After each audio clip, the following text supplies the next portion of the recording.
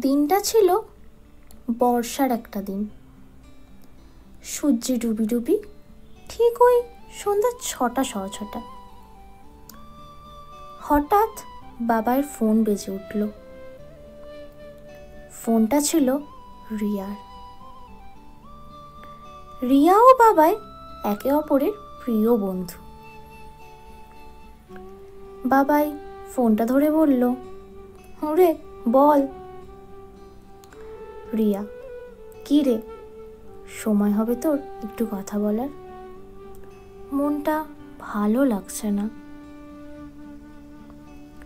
রিয়া আগে কখনো এমনভাবে বাবাইকে বলেনি। রিয়ার মন খারাপ থাকা সত্ত্বেও বাবাই যদি নিজের মন খারাপ নিয়ে ফোন করতো, রিয়া হেসে বাবাইয়ের সঙ্গে কথা বলতো। কোনোদিন বাবাইকে কিছু বলে না সে, কিন্তু সেদিন কেমন অকারণেই বাবাইকে ফোন করে বসলো। বাবাই বলল, কেন, কি হয়েছে, মন খারাপ কেন? রিয়া বলল, জানি না রে। জানিস, আজ ওয়েদারটা না খুব সুন্দর।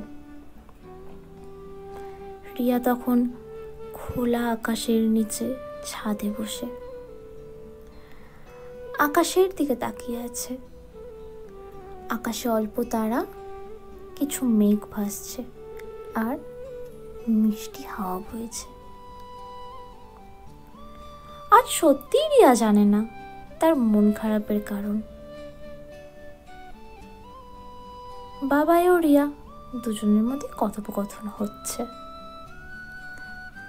রিয়াও যেন প্রাণ খুলে হাসছে। রিয়াকে দেখে প্রকৃতিও যেন আজ ভীষণ খুশি। কিছুক্ষণ এভাবেই চলে। তারপর হঠাৎ বাবাই বলে, ওই এবার ফোনটা রাখছি রে। রিয়া কোনো উত্তর দেয় না। চোখের কোণে জল।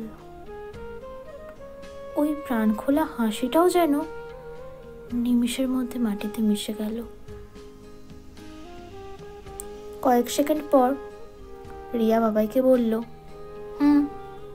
রাখ তুই।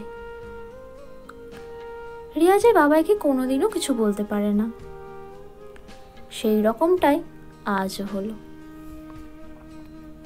অপর পাশ থেকে বাবাই ফোনটা কেটে দিল। তারপর রিয়া না চাইতেও চোখ দিয়ে জল পড়তে লাগলো। প্রকৃতিও যেন রিয়ার চোখের জল সহ্য করতে না পেরে অঝরে বৃষ্টি নামালো। তখনও রিয়া ছাদে বসে আকাশের দিকে তাকিয়ে বৃষ্টিতে ভিজতে ভিজতে বলল, আমি আজও জানি না আমার এই মন খারাপের কারণ। আমি আজও জানি না এই চোখের জলের কারণ। আমি আজও খুঁজে পাইনি অনেক প্রশ্নের উত্তর। এভাবেই হয়তো অনেক গল্প অসমাপ্তই থেকে যায়, অনেক ভালোবাসায় পরিণতি পায় না।